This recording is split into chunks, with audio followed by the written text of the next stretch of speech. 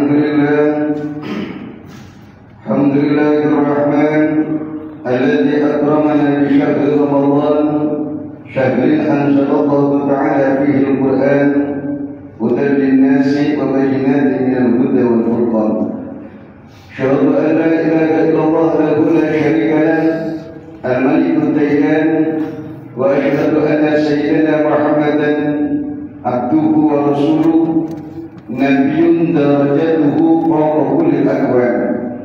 اللهم صل وسلم على سيدنا محمد حامل القرآن وعلى آله وصحبه أهل العلم والبيان. أما بعد، فيا معاشر الأخوان رحمكم الله، أوصيكم أنا ونفسي بتقوى الله فقد فاز المؤمنون المتقون. Hadirin sidang Jumat yang semoga diberkahi oleh Allah Subhanahu wa Ta'ala. Pertama dan terutama, marilah kita ucapkan kalimat alhamdulillah karena terlalu banyak nikmat yang Allah berikan kepada kita. Dan Nabi bersabda, "Aktsiru minal hamdulillah," perbanyaklah kalian mengucapkan kalimat alhamdulillah. Fa inna laha ainaini wa janahaini, karena dari kalimat alhamdulillah ini Allah ciptakan satu makhluk atau satu malaikat yang dia punya kedua mata dan kedua sayap, tusalli fil jannah, yang makhluk atau malaikat yang Allah ciptakan dari alhamdulillah ini memohonkan rahmat kepada Allah di dalam surga, tastaghfiru liqa'ihi ila yaumil qiyamah, seraya memohonkan ampun kepada Allah untuk orang yang senantiasa mengucapkan kalimat alhamdulillah sampai hari kiamat. Maka alhamdulillah atas segala nikmat yang Allah berikan kepada kita.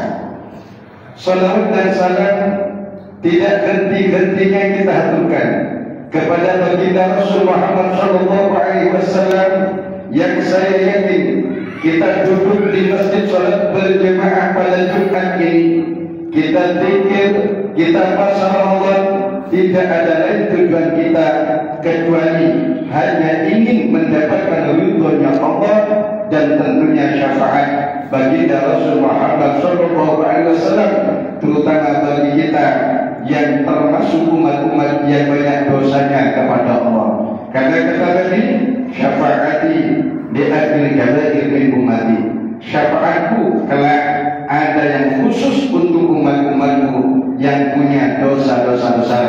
Semoga kita kelak mendapatkan syafaatnya baginda Rasul Muhammad sallallahu alaihi wasallam. Amin Allahumma amin. Hadirin sidang Jumat serta para pendengar yang semoga dibanggakan oleh Allah Subhanahu wa Ta'ala.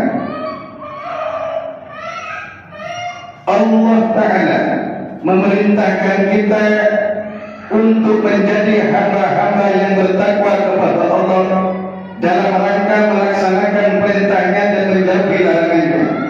Sehingga dengan ini semua, di antara cara Allah untuk menjadikan kita hamba yang bertakwa kepada Allah, Allah wajibkan kita, Allah paksa kita untuk berpuasa di bulan suci Ramadan, agar dengan laparnya kita, dengan hausnya kita, dengan meninggalkannya kita hal-hal yang membatalkan puasa di bulan Ramadan, terbentuklah iman kita menjadi hamba-hamba bukan hanya beriman kepada Allah, tapi juga bertakwa kepada Allah. Dan inilah maksud dari firman Allah dalam Al-Quran. Bismillahirrahmanirrahim.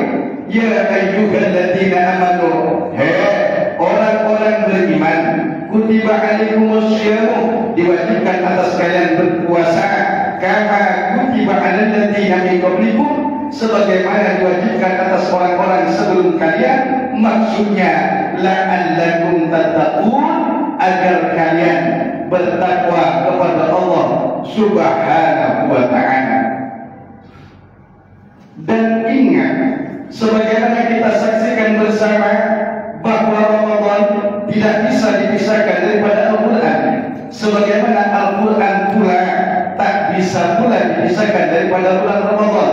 Karena kewajiban puasa di bulan Ramadan Allah tuangkan dalam Al-Quran seperti ayat yang saya jelaskan tadi, sebagaimana Al-Quran Allah turunkan dalam bulan suci Ramadan, sebagaimana firman Allah di ayat-ayat selanjutnya. Bismillahirrahmanirrahim. Syahrul Ramadan alladzi unzila fihi al-Quran. Bulan Ramadan adalah bulan yang diturunkan oleh Allah di dalamnya kitab Al-Quran. Untuk apa Allah turunkan Al-Quran? Hudan linnasi, sebagai petunjuk bagi manusia, wa bayyinatin minal huda, dan penjelasan daripada petunjuk tersebut, wal furqan, dan Quran juga diturunkan oleh Allah sebagai pembeda antara hak dan batil, antara iman dan kufur, antara baik dan buruk, antara putih dan hitam. Inilah Al-Quran. Jadi bagi kita orang mukmin, kalau ingin cari hidayah dari Allah, maka carilah hidayah itu melalui Al-Quran. Kalau memang kita tak bisa baca Al-Quran, karena dahulu kala keterlambatan kita belajar Al-Quran, maka kesempatan kita masih luas untuk mendekati para ulama. Yang ulama itu adalah manusia-manusia yang dititip Al-Quran oleh Allah di dalam hati mereka. Hadirin sidang Jumat yang semoga diberkahi oleh Allah Subhanahu wa taala. Dahulu kala Allah taala pernah memberi wahyu kepada Nabi Musa alaihi salam. Kata Allah, "Ya Musa, inni ataitu ummata Muhammadin nuraini." Sesungguhnya aku berikan umat kekasihku Muhammad itu dua cahaya, kaidah yang surah tundul matani, agar tak bahaya kepada mereka dua kegelapan. Nabi Musa tanya kepada Allah, "Wa nurun ya Rabb?" Apakah dua cahaya itu Allah?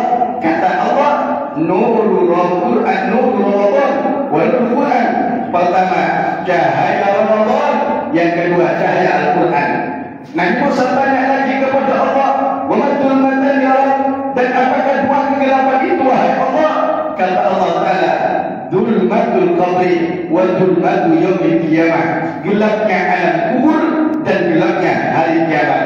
Oleh karena itu, kita yang membaca Al-Quran, walaupun tidak bisa menghatamkan Al-Quran seperti mereka pada saat yang habis-habis Quran, minimal kita membaca ayat per ayat daripada Al-Quran. Ternyata tak bisa baca Al-Quran, hafalnya cuma Yasin, karena kadang sudah sering mendengarnya. Tidak apa-apa, silahkan istiqomahkan baca surah Yasin, karena Yasin qalbul Quran, kata Nabi. Yasin itu adalah hati daripada Al-Quran. Oh, tak bisa karena terlalu panjang dan kita sibuk dengan kegiatan kita masing-masing. Ada yang kerja bangunan, ada yang tukang, ada yang bertani, ada yang di kantor, sibuk untuk baca Al-Quran, menghatamkan Quran di Ramadan. Maka perbanyaklah baca surah Al-Ikhlas, diawali dengan Bismillahirrahmanirrahim. Qul huwallahu ahad, Allahus samad, lam yalid wa lam yulad wa lam yakul lahu kufuwan ahad. Karena baca satu kali surah Al-Ikhlas, kata Nabi, faka'annama qara'at thulutsal Quran, sama seakan-akan dia membaca sepertiga Quran. Kalau baca 3 kali, maka faka'annama khatamal Quran kullah, maka seakan-akan dia telah membaca Al-Quran semuanya. Maka perbanyaklah baca surah Al-Ikhlas bagi kita yang sibuk dengan kegiatan kita masing-masing. Hadirin yang semoga dibanggakan oleh Allah, selain puasa di Ramadan, kita dianjurkan untuk menghidupkan malam kita dengan ibadah. Minimal salat isya berjamaah, salat tarawih, salat witir, dan usahakan untuk salat subuh berjamaah. Jangankan sampai salat tarawih, salat isya-nya saja yang berjamaah di masjid. Kata Nabi, "Man shallal isya'a fi jama'ati." Barang siapa salat isya dengan berjamaah, faka'annama qama nisfal lail, maka seakan-akan dia telah menghidupkan separuh malamnya dengan ibadah kepada Allah. Wa man shalla subha fi jama'ati, barang siapa yang salat subuh berjamaah, faka'annama qama laila kullah, maka seakan-akan dia telah menghidupkan sepenuh malamnya dengan beribadah kepada Allah. Maka usahakan, kalau memang kita tak sempat sholat tarawih karena kesibukan kita, usahakan hadir sholat isya berjamaahnya dan niatkan untuk sholat subuh berjamaah. Apalagi sampai bisa sholat tarawih dan sholat witir. Sholat tarawih hanya ada di Ramadan. Sabar sebentar, hanya 1 bulan. Ayo ramaikan